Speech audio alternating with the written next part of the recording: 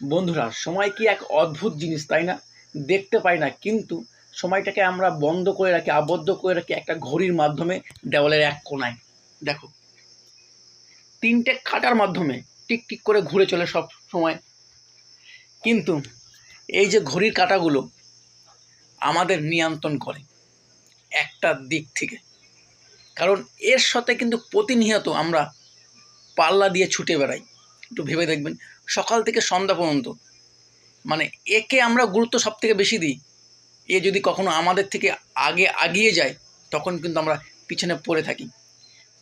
আমরা কিছু সংখ্যক মানুষ এর সাথে পাল্লা দিয়ে এগিয়ে যাই, তারা কিন্তু জীবনে সফলতা অর্জন করে। আর যারা এর সাথে পাল্লা দিয়ে পিছনে পড়ে যায়, তারা কিন্তু আমরা জীবনে সফলতা অর্জন করতে পারি না, আমরা অনেকটা পিছনে পড়ে থাকি। তাই সময় এক অদ্ভুত জিনিস, দেখা যায় না, ঘড়ির কাঁটার মাধ্যমে তাকে কিন্তু আমরা গুরুত্ব দিই। আর সেই সময় কিন্তু আমাদের জীবনটাকে নিয়ন্ত্রণ করে প্রতিনিয়ত, প্রতিটা মুহূর্তে। তো সময় হলো আমাদের জীবনের সব থেকে গুরুত্বপূর্ণ জিনিস। এই সময়কে যত আমরা গুরুত্ব দেব, আমাদের জীবন কিন্তু তত উন্নতি হবে। এই সময়ের ভ্যালু যদি আমরা না দিই, না এই সময়কে গুরুত্ব দিই, তাহলে কিন্তু আমরা পিছনে পড়ে থাকবো।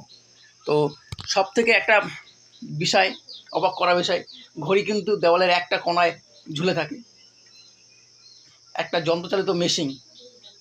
সেই কিন্তু পুরো আমাদের জীবনটাকে নিয়ন্ত্রণ করে।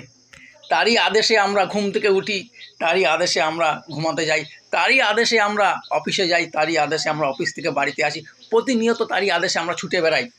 তাহলে আমাদের জীবনের সম্পূর্ণ নিয়ন্ত্রণ কে করে? এই ঘড়ির সময়। সময় সময়